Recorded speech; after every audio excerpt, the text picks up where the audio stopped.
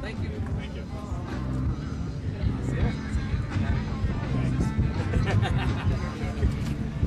If you could please give me your name and where you're from.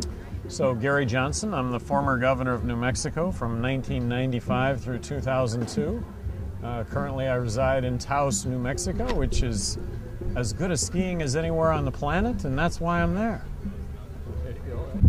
I've been seeing you a lot here in the Midwest lately. How come? Well, I formed a 501c4, Our America Initiative. It's a 501c4. I'm the honorary chairman. It's an advocacy committee, which allows me to raise money and speak out on the issues of the day.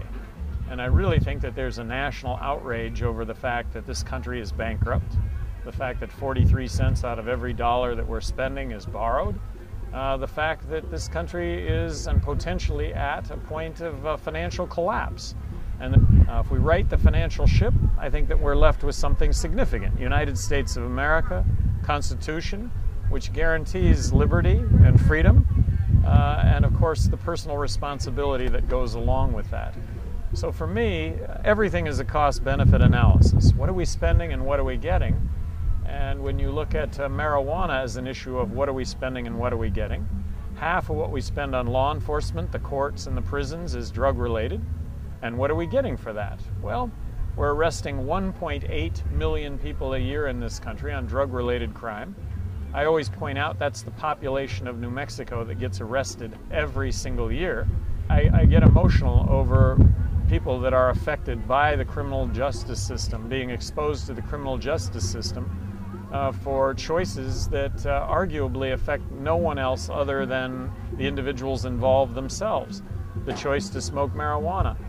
As long as you're smoking marijuana and not doing harm to anyone else, as long as you're smoking marijuana, not becoming impaired and get behind the wheel of a car, kids are never going to be allowed to smoke marijuana. I advocate legalizing marijuana.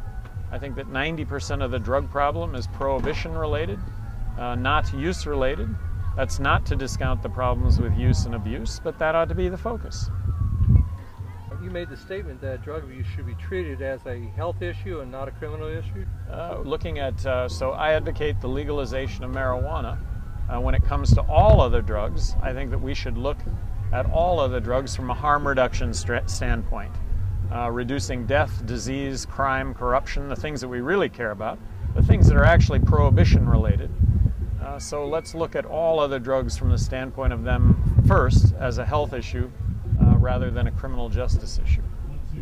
I understand that you're on the board of directors for Students for Sensible Drug Policy. Yeah, I think Students for Sensible Drug Policy, I think that this event here today, I think that it's raising awareness nationwide. I really think that legalizing marijuana is close to a tipping point. I think that statistically it's about 2.5 years away from where 50% of Americans will support legalizing marijuana. And I see that as a really good thing. I see law enforcement freed up to enforce real crime against you and I. And let's stop this needless war that are ending up making criminals out of otherwise tax-paying, law-abiding citizens. But you're a Republican. Doesn't your stance on issues like cannabis, doesn't that kind of go contrary to that? Well, if you take the whole universe of politicians, I might be it, a Democrat or Republican. So you could say Republicans are out front on this simply because I'm speaking out front on this. Find a Democrat that's speaking to this issue. Point is really not a Republican or a Democrat issue. It's really one of awareness, and when it comes to marijuana and drug policy, I think citizens are way ahead of the politicians. Thank you. I appreciate you saying that. How do you feel about Proposition 19? That's getting a lot of press lately. Well, I've been to California about a dozen times to promote Proposition 19. I think that it has the potential to be the domino that would bring about rational drug policy nationwide. On the ballot in California, tax it, regulate it, control the sale of marijuana. Take the money out of marijuana. When it comes to border violence, of course, advocating legalizing marijuana arguably 75% of border violence goes away, because that's the estimate of Mexican drug cartels' activity is marijuana related. The remarkable thing that we're discovering more and more is about the fact that we do have an endocannabinoid system. And the understanding of that, it has opened a lot of doors in the way of medical treatments. And that's, I guess, the biggest thing that me personally, that I want to see happen is if we're willing to give toxic, dangerous drugs to people who are chronically and terminally ill already, why can we not give them something that is non-toxic, something that will not kill them? Why not that?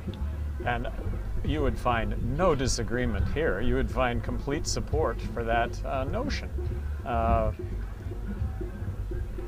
We're oftentimes ingesting poison to kill off cancers. To have alternatives, these are end-of-life issues for a lot of people.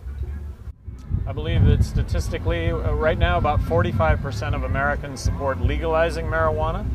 That number has never been that high, and that number never backtracks. Depending on how the wind is blowing, it never goes to 44 or 43. It's a growing number.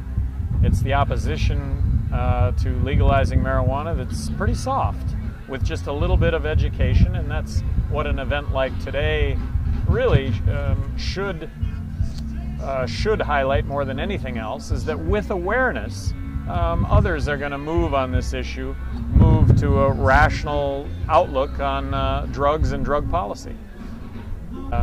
Talking about the war, I've been opposed to our involvement in Iraq.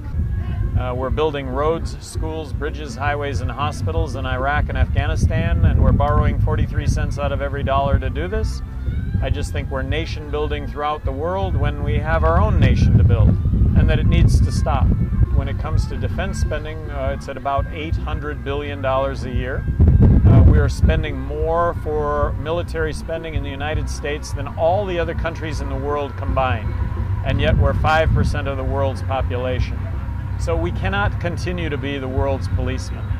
And at the end of the day, the worst thing of all about our involvement in Iraq and Afghanistan, our involvement around the world, is that more young men and women are going to end up losing their lives as a result of our commitments that at the end of the day might not make a difference. Well, with an ever-growing number of our boys and girls coming back from, our young men and women, I should say, coming back from Iraq and Afghanistan with serious health issues, most particularly with the issue of post-traumatic stress disorder, which I don't know if you're familiar with, but cannabis is proving to be quite a treatment for post-traumatic stress disorder. And I would think so. I would think so, based on my own experience. I don't drink. But I've drank alcohol. I don't smoke marijuana, but I've smoked marijuana. From my own experience, I know that there's a big difference between marijuana and alcohol, and that is that marijuana is a lot safer than alcohol. And of course, we saw that played out in Denver when 5 years ago, Denver citizens voted to decriminalize marijuana on a campaign based on marijuana being safer than alcohol. So when you look at post-traumatic stress syndrome, from my own experience, I would think that it would be very helpful to individuals to have that as an option for that malady. You said around 2.5 years. Where do you see this country in regard to cannabis in 2.5 years? Well, potentially we'll be ahead of that curve if Prop 19 passes in California. Proposition 19 passes, controlling, regulating, taxing the sale of marijuana.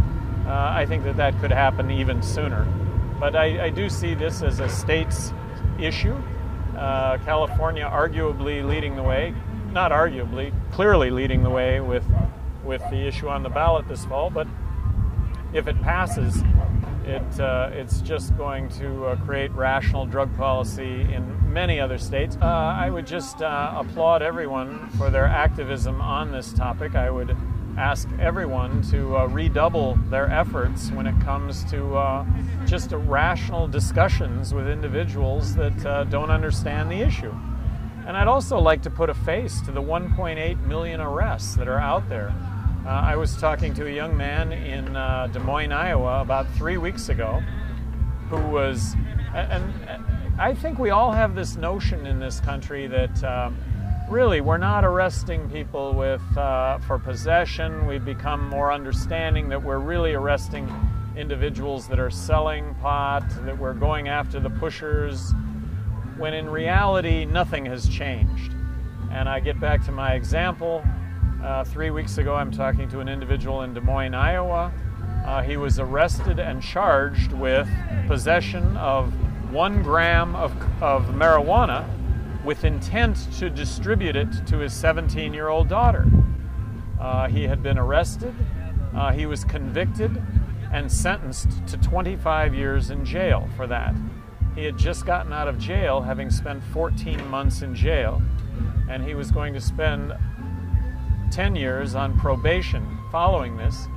He's representative, I think, of 30 million Americans who've been subject to the criminal justice system, who otherwise would be tax-paying, law-abiding citizens. Let's stop the war against ourselves. It's been the case that I've seen it all across the country myself, where families have been broken up. I see it mostly in regard to the medical use of cannabis, because that's the area that I work mostly in. That's it.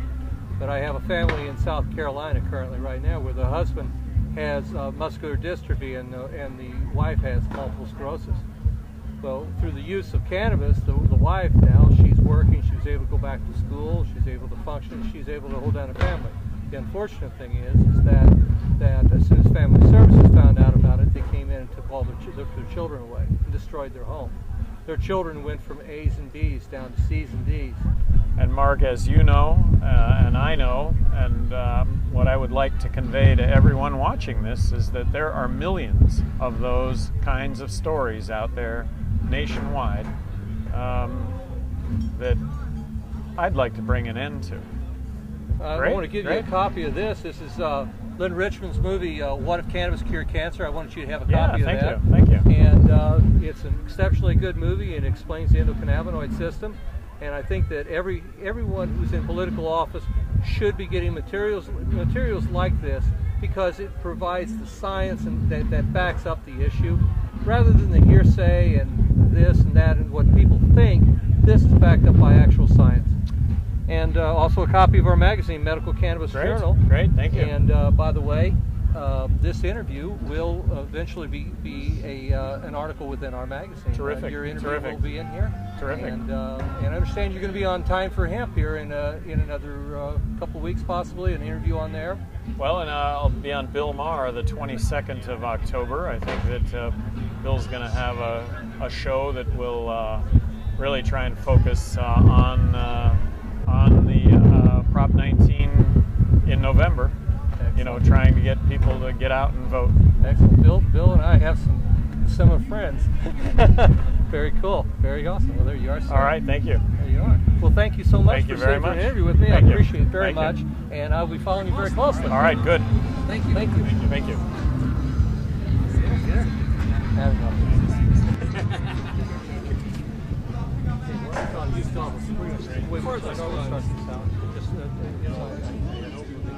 Thank you so much. The shadow, I don't think we're going to be able to help that shadow. Just go with